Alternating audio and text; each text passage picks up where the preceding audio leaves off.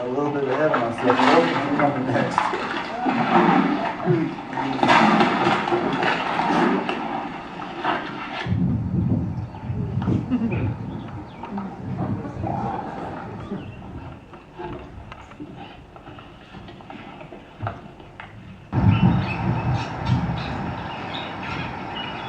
That's Daniel, my guy.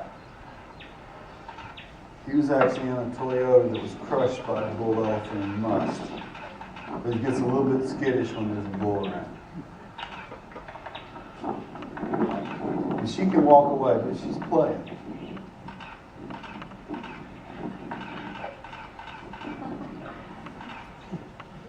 So after all of that, that other stuff, this was just like, wow, what's this?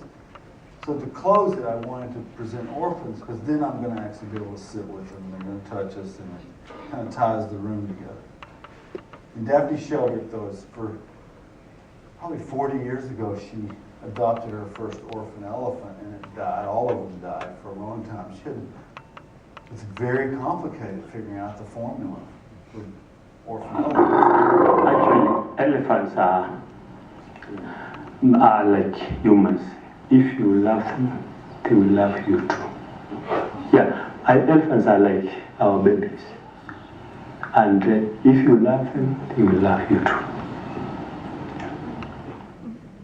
And today, Daphne has this orphanage in Nairobi, and once they get bigger, they can go back to the wild in Tsavo. But this is literally baby elephants. But these guys are, these are 2 years old. And they should still be infants, but they're going to be the matriarchs of these 6-month-olds. And so when the orphans come in, they're immediately socialized with the other elephants who say to them, I know you've had a rough go, these people are okay. And that's critical. But the formula is the really complex part, because you have to keep changing it as they get older. And there is a huge attrition. Don't think that this is some kind of incredible success. It is successful because they become ambassadors, but most of the babies die. They're just too traumatized. They got to have all this love, and if they've had much time with wild elephants, they're just going to give up and die. But what I was amazed at is, all of these would have been under their mothers out there in Samburu, but they're taking care of these little babies. And the men sleep with them, but they don't sleep with the same orphan every night, so they don't get imprinted, so they don't have this tragedy of getting homesick when some guy goes home on his vacation. It's an incredible process, and the blanket is the mother. And they're almost blind. They can't really control things. They're wobbly, and they're touching that blanket. And this one died. And these guys get upset with every one of these deaths. They have incredible emotional investment. So Nathan and Reba and I spend our time with these men. And that's a 2.5-year-old. It takes 11 men to pick up a 2.5-year-old elephant. And it died the next day.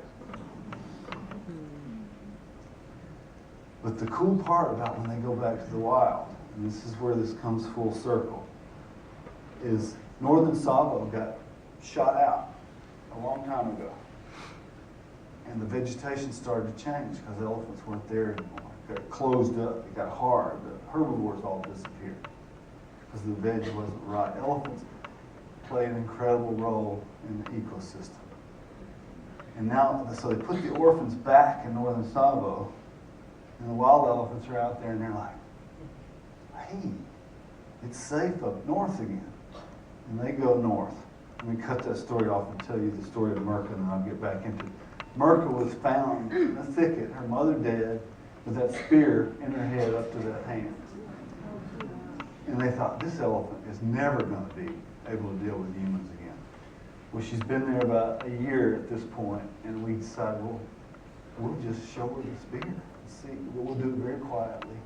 And the whole maybe 5 minutes that I was making these pictures, she's touching that spear and touching that place where it came out of, and touching it.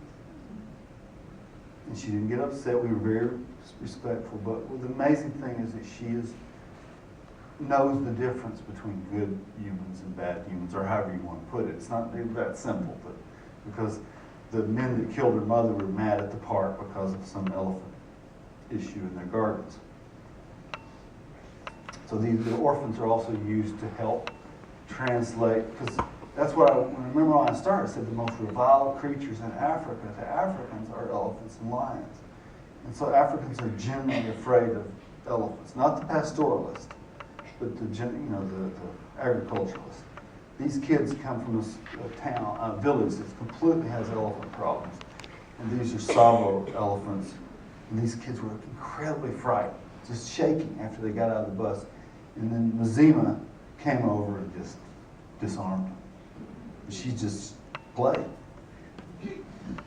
So they get milk every day. They're going to stay dependent as long as they need milk. And then they eventually just go off and they'll come back. But they form orphan groups. They're not going out and joining wild groups. They form their own herds and then they go out. But so back to Northern Tsavo. So but these are adult orphans that have babies that come visit when they get poison arrows in them and stuff and they get the vet puts them down. They take the arrow out, go back out. They come in to have their babies because they feel safe back at the stockades. That's where the wild elephants come to drink, and he stays inside the electric fence. But in Northern Tsavo, so when